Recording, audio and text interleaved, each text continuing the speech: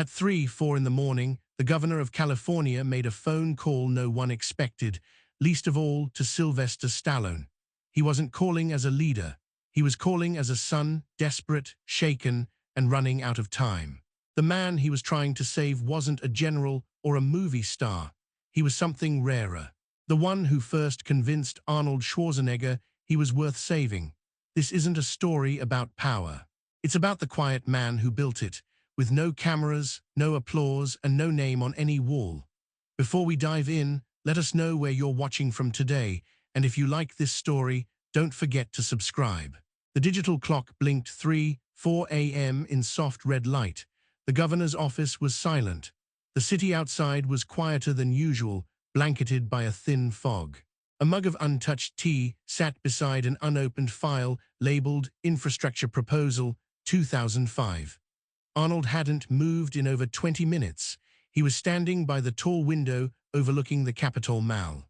Shirt unbuttoned, tie hanging loose around his neck, he stared through the glass as if trying to will the night to give him answers. Then, with trembling hands, he picked up his phone. He didn't scroll through contacts. There was only one number he could dial, even if he hadn't used it in years. Sylvester Stallone. His thumb hovered over the green call button for a full 10 seconds, then he pressed it. It rang, once, twice, 3 times. Yeah. The voice on the other end was groggy, thick with sleep. Arnold didn't answer immediately. His mouth opened, but no sound came out. Arnold, Stallone's voice sharpened, waking up fast. What's going on? A long breath. Then finally, it's Karl. Silence, just the hum of the city beyond the window. He collapsed last night. They brought him to Mercy General. He's stable, but Arnold's voice cracked. It's his heart. More silence. I didn't know who else to call, Arnold added, softer now. I didn't want to wake anyone, but I don't know what to do. On the other end, Stallone said nothing, but Arnold could hear movement, bed sheets, footsteps, a light switch. Start from the beginning, Stallone said. Tell me everything. Arnold looked around the dimly lit office. The same room where he had once signed education reform. The same room where he had posed for a Time magazine cover. None of it mattered now. He closed his eyes. 2 nights ago, he said he was just feeling a little off, chest tightness, but he brushed it off, said it was indigestion. That's how Karl always was, you know, no drama, no complaining. I remember, Stallone said quietly. Yesterday afternoon, he passed out during a training session, in the middle of teaching a kid how to deadlift, just dropped. Arnold paused, fingers gripping the edge of the desk now. The doctors say it's a rare form of cardiomyopathy. Aggressive. They're recommending an experimental procedure. Not in the US, the only clinic that does it is in Switzerland. And there's a wait list 2 years long. Stallone's voice was firmer now. We'll find a way. Arnold shook his head, even though no one could see him. Sly, he doesn't have 2 years. Another pause. They told me, Arnold said. I was 14 when I met him, Arnold continued, eyes now fixed on a photo on his desk. Him and Karl at a youth competition in Graz, Austria. He was the first person who didn't laugh when I said I wanted to become the strongest man in the world. His thumb ran along the edge of the photo frame. I still remember that first winter. I had no coat. My hands were cracked and bleeding from lifting weights in the snow. He brought me gloves, but not just gloves, he brought me discipline. Structure, dignity. Arnold sat down slowly. I didn't have a father who believed in me. Karl was that. He was everything. The phone stayed quiet for a beat. I thought, Arnold said, more to himself now, I thought being governor meant I could fix anything. Pull strings, move mountains, but right now I feel like that kid again, cold, helpless. He leaned back, staring at the ceiling. When the hospital called me, I was in the middle of a policy meeting. I dropped everything. I got there as fast as I could. He was still awake. You know the first thing he said. Stallone murmured, "What?" Arnold laughed dryly. He said, "Governor or not, you still don't know how to tie a proper tie." Even Stallone chuckled at that. He looked so small in that hospital bed, Sly, the man who used to lift steel beams with bare hands. He looked like a shadow. Arnold went quiet again. His hand moved toward the window. The fog outside was lifting now, barely.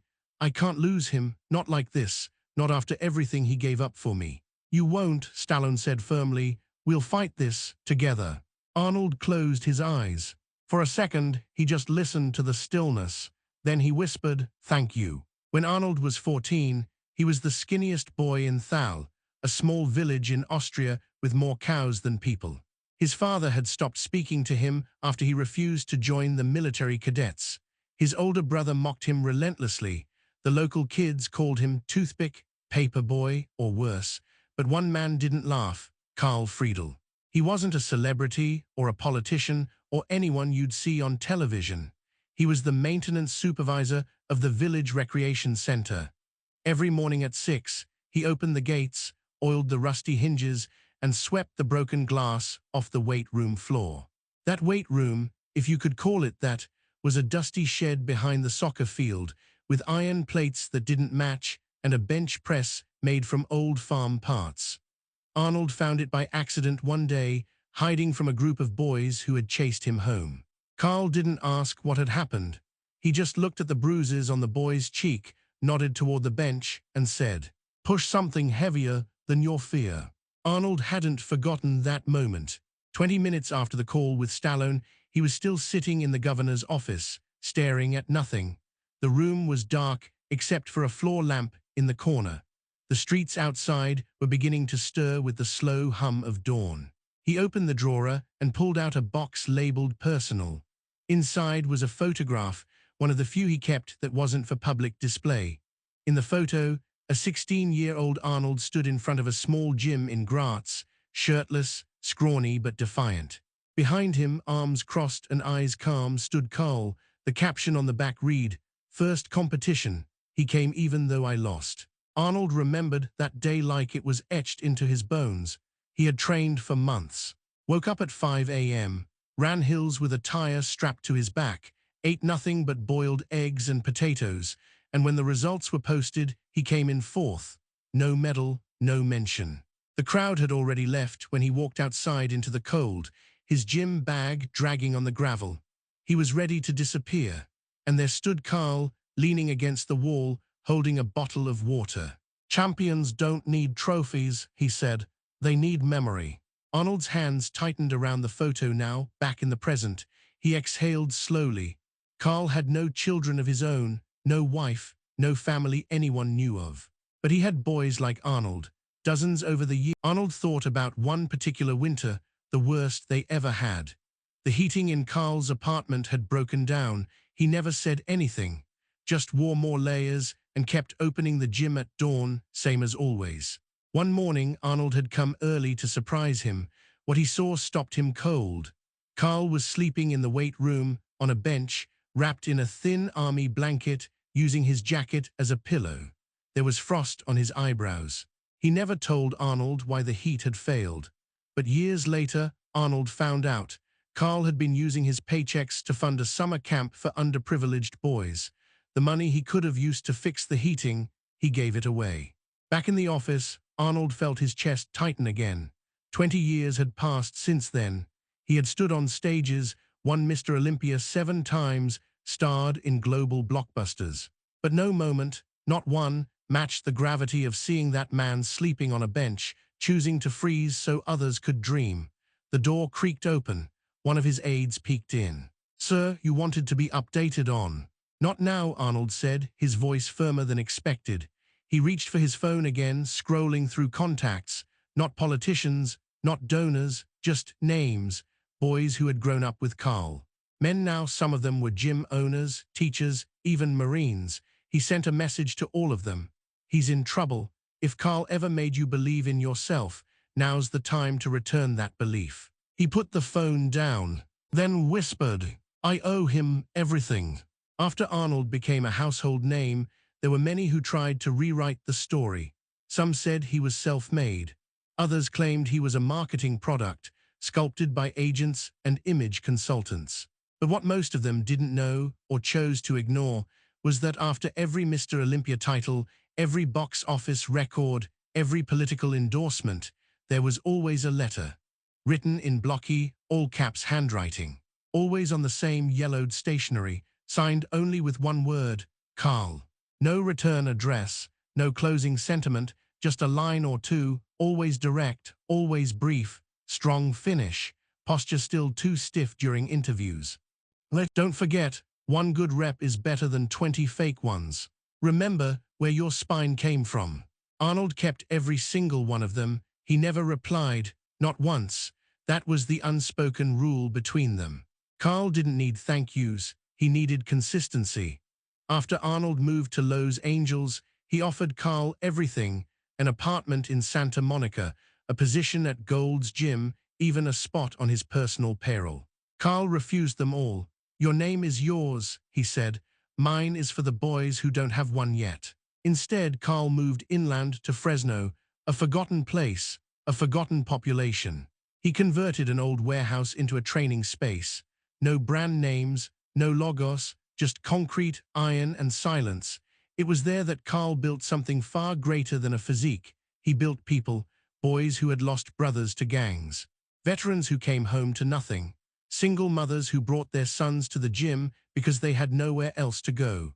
Karl didn't smile much. He didn't lecture, but he showed up every morning before the sun, placed his hand on a shoulder, and made people believe that breaking wasn't the end, just the beginning of rebuilding.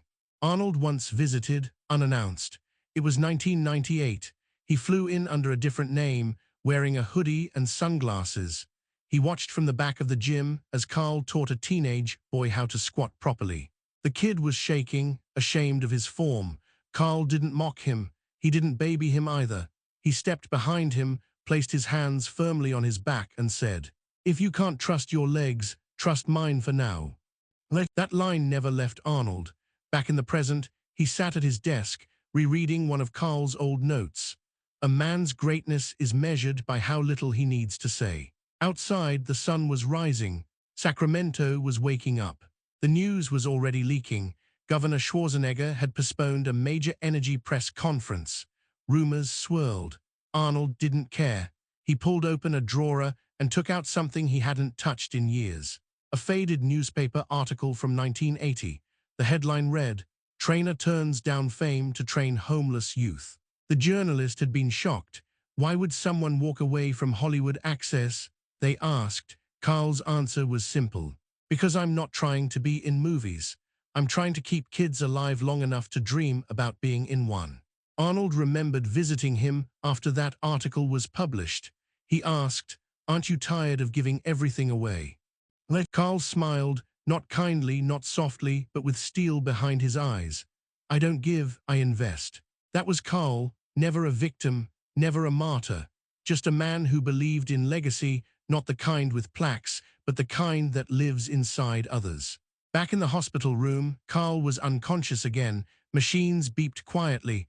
The nurse checked vitals. A volunteer played. Arnold leaned forward. "I never told you," he whispered, "but every time I stepped on a stage, I looked for your eyes in the crowd, even when I knew you wouldn't be there." He paused. "I know why you stayed away. You didn't want credit. You didn't want to be a part of the show." Arnold's voice cracked. "But you were the reason I could stand there at all." By noon, Arnold had already made 7 calls. He had spoken to the Secretary of Health, the Surgeon General's office, 3 private hospital directors, and even a personal contact at the Swiss embassy. Every conversation ended the same way. "We are sorry, Governor. There's a protocol, a list, a process." No one cared that it was Karl Friedl. No one asked about the man behind the file. They asked about insurance, about liabilities, about wait lists. The hospital in Switzerland, the only one performing the experimental cardiomyopathy procedure, had a 2-year queue and didn't allow bypass access, not even for heads of state. One of them even laughed lightly when Arnold pressed again. "Look, I admire your concern," the man said, "but this isn't a movie. We can't just move things around because someone's famous." That was the moment Arnold felt it. The ceiling of power. He had bent policy. He had helped pass landmark legislation.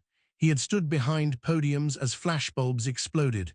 But now, when it mattered most, none of it mattered at all. He hung up the phone and sat still for a long time.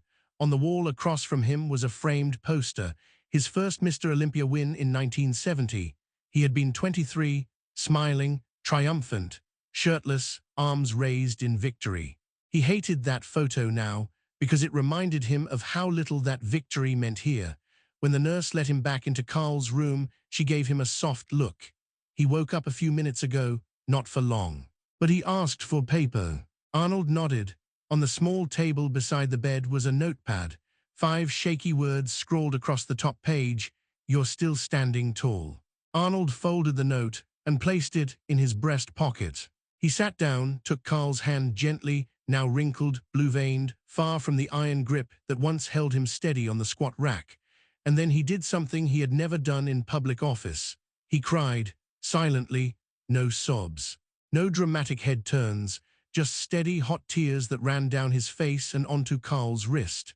Later that day, Stallone arrived. He didn't knock. He didn't hug. He simply walked in, sat next to Arnold, and handed him a manila folder. "Medical dossier on the clinic in Switzerland," Stallone said. "I've got a guy who knows the head nurse. We're trying something." Arnold opened the folder. Every page was dense with jargon and procedure. "I'm trying everything," Arnold said quietly, "but nothing's working." Stallone looked at him for a long time. "Arnold," he said, "you know what this reminds me of?" Arnold shook his head. "There was this kid, back in the early 90s. About 15, came to Karl's gym in Fresno, angry kid, always had a bruise somewhere, never said a word. Karl gave him a mat, a routine, and let him be." Arnold's eyebrows raised. He didn't remember this story. One night the kid didn't show up. The next morning, Karl found out the boy had been killed in a street fight, defending his little brother from a dealer. Stallone paused. "You know what Karl did? He showed up at the boy's funeral. Didn't say a word, just stood in the back, holding a gym towel in his hands like it was the flag. Then he walked out, quietly." Arnold swallowed hard. "Later that night," Stallone said, "he came into the gym and replaced the torn mat the kid always used. Laid down a new one, didn't say a word." Arnold looked away, blinking fast. "And the next morning," Stallone finished, "he opened the gym like always." That night Arnold couldn't sleep. He kept thinking about that story. About a man who never let grief change his rhythm because routine was how he healed others and himself. At 2:17 a.m., he went back to the office. He turned on the light and opened his laptop. There was only one thing left to try. He would build Karl's case, not as a patient, but as a person. He began gathering every article ever written about Karl, testimonials from former students, photos from the Fresno gym, stories from parents whose children avoided prison because of Karl's mentorship. He called Stallone. "Sly, what if Dr. Hoffman isn't moved by protocol? What if she's moved by purpose?" Stallone answered instantly. "Then let's show her who Karl really is." And so together, at 3 in the morning, they began building, but not the kind you see in movies. No explosions, no chases, just 2 aging men digging through the past of someone who had never asked to be remembered. Arnold stared at the whiteboard. At the top, he had written in thick black marker, "Who is Karl Friedl?" And beneath it, "Don't prove he's dying, prove he lived." The first message came in at 4:06 a.m. A former Marine named Travis, now a security guard in Phoenix. "Karl trained me when I was 16. I had PTSD before I ever wore a uniform. He made me do breathing exercises and front squats until I could sleep again. I owe him my marriage, my sanity." Then came another, a teacher in Bakersfield. "He gave my son a place to go after school, just a place. That was enough. My boy's in college now." And another, a woman from Modesto. "Karl never asked me why I couldn't afford gym fees. He just handed me a key and said, 'Strength is free here.'" Dozens followed, then hundreds. Stallone leaned back in his chair. "This isn't a file," he said. "It's a cathedral." Arnold didn't answer. His eyes were fixed on a photo that had just arrived. Karl standing behind a young girl, hands gently adjusting her form on the barbell. Her eyes closed, straining under the weight, but smiling. The timestamp read, 2004. "She must have been 11, Arnold said. "I know her," Stallone replied. "That's Jasmine. She's a firefighter now, first woman to lead a squad in her county." Arnold added her name to the list on the board. No title, just Jasmine, squad leader. By sunrise, they had built a digital dossier unlike anything a hospital had seen. It wasn't filled with MRIs or clinical trials. It was filled with names. People who hadn't just survived because of Karl, they had transformed. Stallone looked over Arnold's shoulder as he drafted the message to Dr. Hoffman. "Make it human," he said. "Don't beg, just show her who he is." Arnold nodded and began typing. "Dear Dr. Hoffman, I understand you have a wait list. I understand you must weigh every decision with science and structure. But allow me to introduce you to someone who has changed more lives than most of us ever will. His name is Karl Friedl. He doesn't have a PhD or a million followers. What he has is legacy, written not in headlines, but in the hands he held steady, the backs he helped straighten, and the hearts he taught to keep going. Attached is a collection of testimonies from those he never told you he saved. Thank you for considering the life of a man who never once considered his own. Arnold Schwarzenegger." At 7:02 a.m., Dr. Hoffman responded. Her reply was only 2 sentences. "This is the most compelling case I've ever read. I would like to speak with Mr. Friedl directly today." Back at the hospital, Karl had woken up again. His voice was faint, but his eyes were alert. Arnold entered the room with the glow of someone carrying good news, but unsure how to share it. Karl watched him closely. "You're walking funny," he rasped. Arnold smiled. "Too many hours in a wooden chair," he replied. Karl motioned to the nightstand. "Water, please." Arnold helped him sip from the cup, then sat down and looked at him. "They want to talk to you," he said. "The doctor in Switzerland." Karl frowned. "Why?" "Because you've got an army behind you now, and we just told them your story." Karl exhaled slowly, then looked away. "I never wanted a story." "I know," Arnold said softly. "That's why it matters." By 8:00 a.m., the file was already circulating. What began as a letter to one doctor was now being forwarded through back channels, shared in inboxes, sent to editors, and whispered between athletes, soldiers, teachers, and parents. Someone at the hospital, no one knew who leaked the dossier. By noon, it had reached the desk of a national journalist. By 1:00 p.m., it was on the front page of a Sunday feature, "The Man Who Built Giants." The quiet legacy of Karl Friedl. Arnold hadn't expected it, he didn't approve it, but he didn't stop it either, because something had changed. People weren't sharing the story because Karl had trained a movie star. They were sharing it because they saw someone they had known or needed or wished they'd had. At the hospital, Karl slept, unaware of the storm gathering in his name. Outside, a small group had formed. No signs, no shouting. Just people standing, some held coffee, some held silence. All of them had come for one reason. A woman wore a shirt that read, "He saved my son." Next to her stood an elderly man with a walker and a gym towel around his neck. Inside, the nurses had to reroute visitors. Flowers were arriving by the dozen, notes, drawings, even a barbell signed by members of a local high school wrestling team. Arnold sat at the window and watched the crowd grow. He didn't say anything. He didn't have to. The calls started just after 2:00 p.m. Kevin, Dwayne, Chris, even Clint. Some hadn't spoken to Arnold in years. One had refused to work with him on a major campaign. Another had been on the opposite side of a labor bill, but none of that mattered now. Karl had trained them all, in some way, some moment. "Whatever you need," Dwayne Johnson said, "just say the word." "Already said it," Arnold replied. At 4:35 p.m., the hospital administrator stepped into Karl's room. "We have a problem," she said. Arnold looked up. "There are too many people here," she continued. "And not just fans, local media, national outlets. Even foreign press. CNN wants a statement." Arnold turned back to Karl, still asleep. "I'm not giving them one," he said. "Why not?" "Because this isn't about me." By evening, the story had hit international wires. In Berlin, a journalist wrote, "He taught a future governor how to deadlift, but more importantly, how to stand up."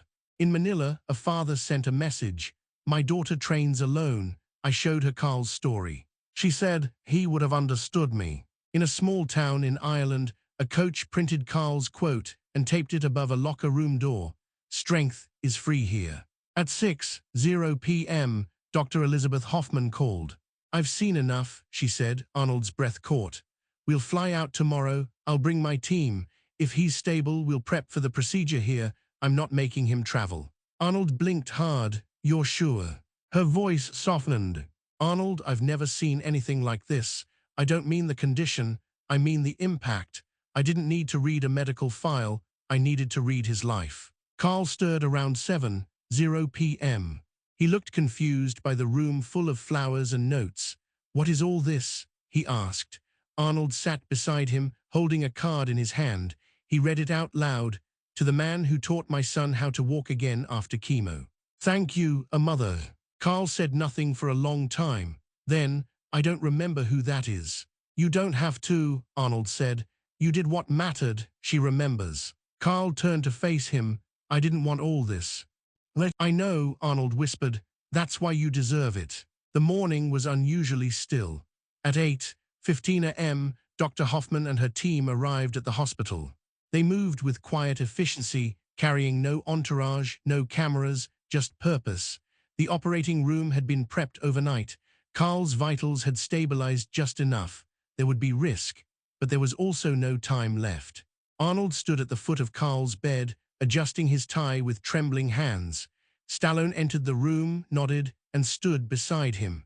Karl looked at both men. His voice was just above a whisper. Don't look at me like I'm leaving. Arnold blinked, his throat tight. You always hated goodbyes, he said. Karl gave a half smile. I hated drama. Then he looked at Stallone. You still owe me 10 pull-ups. Stallone grinned. If you make it through this, I'll give you 20. At 9:03 a.m., they wheeled Karl into surgery. Arnold and Stallone sat side by side in the waiting room. They didn't speak. They didn't check their phones. They just waited. Across from them, a teenage boy sat with a gym bag on his lap. On the side of the bag were the initials KF. He didn't say a word either. The surgery took 6 hours. At 3:12 p.m., Dr. Hoffman stepped into the room. She looked tired but calm. It was successful, she said. He's strong. He's going to recover. Arnold let out a breath he didn't know he was holding. Stallone pressed a hand to his chest. Thank you, Arnold said. No, doctor. Hoffman replied, thank you for showing me what medicine sometimes forgets, why we save people. Karl woke up the next morning. The first thing he asked for was black coffee, no sugar, no fuss. Arnold brought it in himself. You know, Karl said, taking a sip, this better not be some kind of comeback story. Arnold laughed. Too late. A few days later, they moved Karl into a recovery room. The crowd outside had thinned, but a few stayed. Someone planted a tree in his honor on the hospital lawn. It wasn't big, just a sapling, but strong, rooted. Karl saw it from his window. He didn't say anything. He just stared at it for a long time. On his last day at the hospital, a nurse wheeled him toward the exit. Arnold and Stallone walked beside him.